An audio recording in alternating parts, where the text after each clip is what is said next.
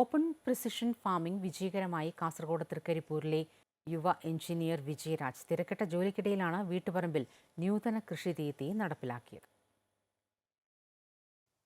Open precision farming അഥവാ തുള്ളിനന കൃഷി എന്ന നൂതന കൃഷിരീതിക്ക് ചിലവൽപ്പം കൂടുമെങ്കിലും കൃഷിയിടത്തിൽ നിന്ന് കളകളെ പൂർണ്ണമായും ഒഴിവാക്കിക്കൊണ്ട് പച്ചക്കറി കൃഷി വിജയകരമാക്കിയതിന്റെ സന്തോഷത്തിലാണ് തൃക്കരിപ്പൂർ വടക്കേക്കൊവ്വലിലെ യുവ എഞ്ചിനീയറായ വിനയരാജ്. മുൻകൂട്ടി തയ്യാറാക്കിയ സ്കെച്ച് പ്രകാരം ജൈവവളങ്ങൾ, കുമ്മായം, മറ്റ് സൂക്ഷ്മമൂലകങ്ങൾ എന്നിവ ചേർത്ത് തറകളുണ്ടാക്കി മൈക്രോ ട്യൂബുകൾ സ്ഥാപിച്ചാണ് തുള്ളിനന കൃഷി നടപ്പാക്കുന്നത്.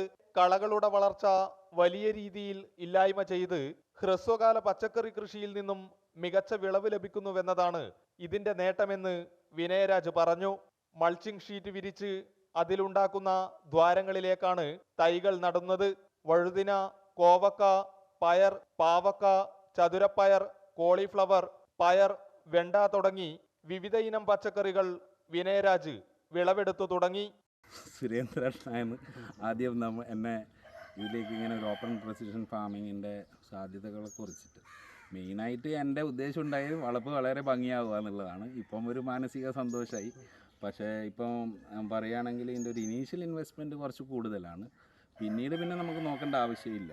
ഇപ്പോൾ ഏകദേശം ഒരു 450ഓളം പച്ചക്കറി തൈകൾ ഇപ്പോൾ ഞാനിവിടെ നട്ടുപിടിപ്പിച്ചിട്ടുണ്ട്. വെണ്ടയ്ക്കയുണ്ട്, തക്കാളിയുണ്ട്, പച്ചമുളക് ഒരു 4 ടൈപ്പ് പച്ചമുളകുണ്ട്, ചതുരപ്പയറുണ്ട്, പിന്നെ നിത്യവഴുതിനയുണ്ട്, പയർ വർഗ്ഗങ്ങളുണ്ട്.